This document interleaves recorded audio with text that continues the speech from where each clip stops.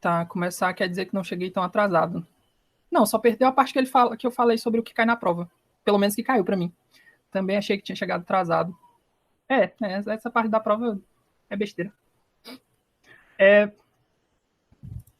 Eu não sei se todo mundo teve tempo de ler o material do Miglioli, mas eu consegui resumir umas partes para vocês. A ideia do livro do Miglioli é ensinar como que funciona a demanda efetiva pela corrente marxista. Então, o objetivo do livro é tratar essa corrente marxista, vai tratar como funciona a demanda efetiva como um problema de realização, porque é assim que os marxistas chamam a demanda efetiva no contexto deles. É um problema de realização, ou então um problema dos mercados. Como é que eu vou oferir aquele lucro? Então, mas mesmo assim, eles acabam sendo um pouco complexo de você entender. Acaba sendo um pouco controverso. Eu vou seguindo aqui o material que eu passei para vocês no outro dia, porque assim eu não esqueço de nada e vocês conseguem acompanhar, conseguem perguntar alguma coisa. O problema da demanda efetiva, ela ganha destaque na década de 30. Por que ganha destaque na década de 30? Por causa da crise e por causa da teoria geral do Keynes. Antes disso, eles já tinham falado muito sobre o problema, mas não tinha tido ninguém assim de destaque que conseguisse explicar o porquê das crises. Então, eu tinha muita teoria paralela para dizer como é que essas crises funcionavam, mas eu não tinha ninguém que conseguisse dizer não está tendo demanda ou a demanda funciona desse jeito e é por isso que as crises estão ocorrendo. Então, com a crise de 29, a demanda efetiva e a teoria de Keynes e a corrente marxista depois, ela consegue ter essa visibilidade. Porque mesmo antes do Keynes, os marxistas eles já surgiam esses temas. Então, é por isso que ela tem esse destaque em 1930. De 29 a 33, o Kalec na crise percebe que se havia disponibilidade para produzir, a queda da produção só poderia ser explicada por uma crise de realização.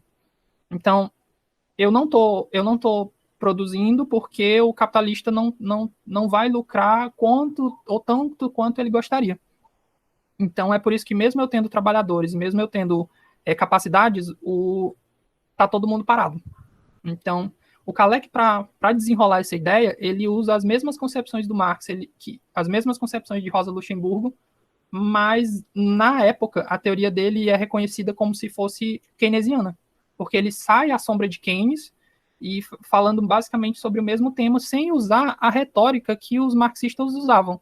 Então ele usou a concepção, mas escreveu de modo diferente. Então eles entenderam como se ele fosse uma obra keynesiana mais próxima. Então eles só perceberam esse lado marxista só em 1950. Tá. O conteúdo do livro do Miglioli, ele está dividido, como a gente viu, naqueles 4 capítulos. O primeiro vai falar sobre a lei de Sé e a teoria ortodoxa. O segundo vai falar sobre as concepções de Marx nesse processo de acumulação de capital e o papel da demanda. Marx vai ser meio não tão conciso, então ele recorre também no livro para as explicações que a Rosa Luxemburgo dá em cima da teoria do Marx. Por fim, ele usa o Kalec para sintetizar tudo. Então, esses seriam os quatro pontos do livro do Miglioli. No trabalho, ele começa falando pela lei dos mercados de Sé, do jeito que ela foi formulada por Jean Baptiste Sé, adotada por Ricardo de Sturtmill. E aí ele vai falar sobre o que foram essas implicações na economia, para que ela serve para explicar a demanda e como que ela vai ressaltar cada um desses pontos, tanto do pensamento clássico como diferenciando da economia do pensamento marxista. Então ele vai mostrar como essa lei de Sé serviu para formar a corrente ortodoxa. O segundo ponto aqui para esclarecer é que a demanda efetiva a gente vai estudar por Kalec porque ele é mais claro, então passa por Marx, Rosa Luxemburgo preenche alguma dessas lacunas, e foi isso que eu já falei para vocês. O que falta no livro para ser explicado? E isso vai mostrar para vocês por que o professor começou pelas crises. Entender demanda sem falar de crise é difícil, porque é basicamente na crise que eu tenho a prova de que a corrente ortodoxa, do jeito que estava formulada pela lei de Sé, não funciona, ou não funcionava, ou não explicava tudo. Então, falar como essas crises funcionam e explicar a teoria de forma coerente é difícil sem entender como se deram as crises. Só que mesmo dentro de uma só corrente, por exemplo, da marxista, eu tenho jeitos diferentes de enxergar cada crise. Então, acho que aqui está um pouco escuro. eu tenho jeitos diferentes de enxergar cada uma dessas crises. Então, eu posso enxergar ela como uma dificuldade de realização, eu posso enxergar ela como um resultado de um desequilíbrio setorial. Pode ser que eu tenha só um setor que está em crise e por isso ele levou outros setores em crise. Tipo, você colocar o setor imobiliário em crise e aí ele teve que pegar financiamento do financiamento de crédito, aí isso quebra outro setor, que quebra outro setor e vai fazendo essa cascata. Um outro ponto também dentro das visões marxistas para a crise é a crise como consequência da tendência decrescente da taxa de lucro. Então, dentro de um setor, ou por falta de inovação, eles chegaram num ponto em que a concorrência ela está diminuindo a quantidade de lucro da qual se pode ganhar. Então, eles deixam de produzir aquilo, ou então acabam produzindo muito porque estão ganhando menos. Aí eu tenho uma crise porque tem muita coisa produzida, foi gerada renda, mas aquela renda não é consumida, porque você precisa, sei lá, a indústria de tecnologia era sal, você precisa de sal, mas mesmo que você tenha 10 mil reais, você não vai comprar todo de sal. Então, se o lucro do produtor de sal está caindo, e ele quer ganhar mais, e o único jeito que ele vê, já que não tem nenhum outro setor que é mais vantajoso, é produzir mais sal, ele produz mais sal até um ponto em que ele percebe que não vai mais conseguir vender sal de jeito nenhum. Então, esse seria uma consequência da tendência decrescente da taxa de lucro. O Schumpeter até fala disso depois, que aí você coloca as inovações e isso vai fazer como ressurgir um novo setor, ressurgir uma nova fronteira de produção que vai servir para a economia crescer. O que também falta nesse coisa do Miglioli? Além das crises, e foi por isso que o professor começou explicando por elas. Não vai ser analisado nem Malthus, nem Sismond, nem Rodbertus. Isso, quando vier surgir, o professor comentando sobre eles. O Malthus, até que ele fala aqui um pouco no livro, mas não tanto. Eles são antecessores a Marx, mas eles são contrários a Ricardo acerca da lei de Sé. E o foco dele é que você entenda como está funcionando essa lei de Sé. Então ele começa realmente por Ricardo e prefere já pular para Marx na sequência. Também não tem ênfase nos estudiosos russos, então é por isso que o professor ele cobre essa parte. Ele vai cobrir sobre os Narodniks, do Gambaranovsky e o Lenin. Aqui no livro eu deixei duas partes marcadas, que é a do Gambaranovsky, que ele fala que ele acabou influenciando o Kalec, porque ele repete um pouco das explicações do Sé, mas ele contribui mesmo dizendo que as mercadorias elas são produzidas para dar lucro. Os clássicos, ou o Sé, eles diziam que era para satisfazer uma necessidade humana, sabe? Mas ele vem e diz, não é para satisfazer uma necessidade humana, eu estou aqui produzindo e o capitalismo está produzindo e o capitalista está produzindo porque ele quer dar lucro. Então, o capitalismo ele vai poder se expandir produzindo bens de consumo ou bens de produção. Então, mesmo que eu não esteja satisfazendo a necessidade de um agente individual, eu posso estar satisfazendo esse desejo do capitalista por lucro e ele pode estar produzindo máquinas para outros capitalistas. Então, isso é a contribuição do Tugan Baranovsky. Já o Lenin, ele também repetia uns argumentos do Marx, mas ele criticava os Narodniks. Parece parece aquela família da Asterix, né? Então, tipo, ele criticava os Narodniks porque eles diziam que era necessário ter um mercado interno para absorver a produção capitalista.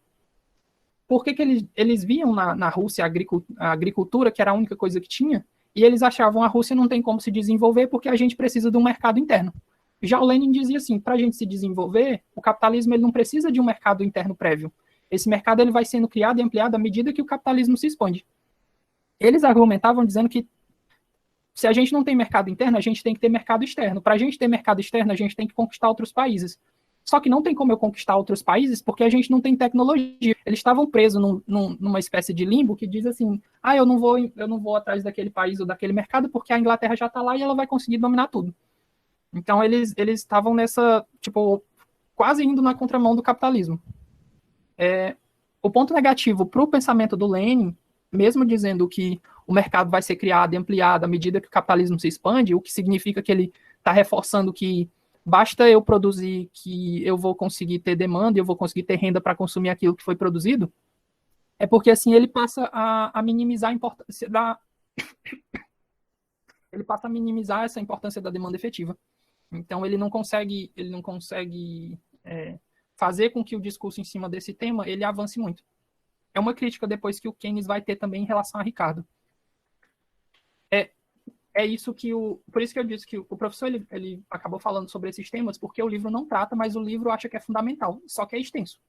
Então, o professor acaba comentando. No capítulo 1, a gente entra na primeira lei de Sé propriamente dita. Então, lei de Sé ou lei dos mercados, como foi dita, ela foi desenvolvida pelo Jean-Baptiste Sé, que é um francês, e ela foi incorporada à economia política clássica. Ela foi, assim, parece do que diz o livro, que a concepção ela não partiu do Sé, mas ela partiu do James Mill, que era o pai do John Stuart Mill, e o David Ricardo ele incorpora essa concepção dentro do corpo da economia política ortodoxa. Também por conta do John Stuart Mill, ela entra na parte da macroeconômica da economia neoclássica. Então eu tenho o Sé formulando a concepção inicial a partir de uma ideia do pai do John Stuart Mill, e eu tenho o Ricardo que coloca essa ideia na base da economia neoclássica e o John Stuart Mill que coloca na base da economia neoclássica. Independente de onde ela foi parar ou de quem formulou a lei de Sé, ela diz que toda produção encontra uma demanda, ou seja, toda renda, todo salário ou lucro que foi feito é integralmente gasto na compra de mercadorias e serviços, e, portanto, não pode haver excesso na produção, excesso de produção ou renda em relação à demanda ou às despesas efetivamente realizadas. A ideia é que se eu vou produzir, eu estou empregando gente, eu estou contratando, empresas contratando famílias, isso já é mais para os neoclássicos falando desse jeito, empresas contratando famílias. Para os clássicos e para os marxistas é mais o capitalista contratando trabalhadores e isso vai gerar renda para eles e vai gerar lucro para o capitalista e tudo isso que foi gerado, todos esses bens que foram gerados, por eles terem gerado renda também, essa renda vai ser utilizada para comprar esses bens. Então, eu tenho é um pressuposto que surge na teoria neoclássica, de que tudo que é convertido, toda a renda que é gerada, ela é gasta. O trabalhador ele não fazia poupança, ele gastava tudo. Depois eles falam um pouco sobre o efeito dessa poupança, mas no final das contas, mesmo que ele emprestasse, mesmo que ele não gastasse, ele ia emprestar. E para quem ele emprestasse, essa pessoa ia consumir. Então, no final das contas, toda a renda gerada, ela seria gasta. E por isso, bastava se ofertar que eu ia gerar mercado consumidor. Essa concepção da lei de Sé, segundo Keynes, ela foi um atraso para a evolução do pensamento econômico. Tanto é que ele acaba brigando muito por conta com o Ricardo,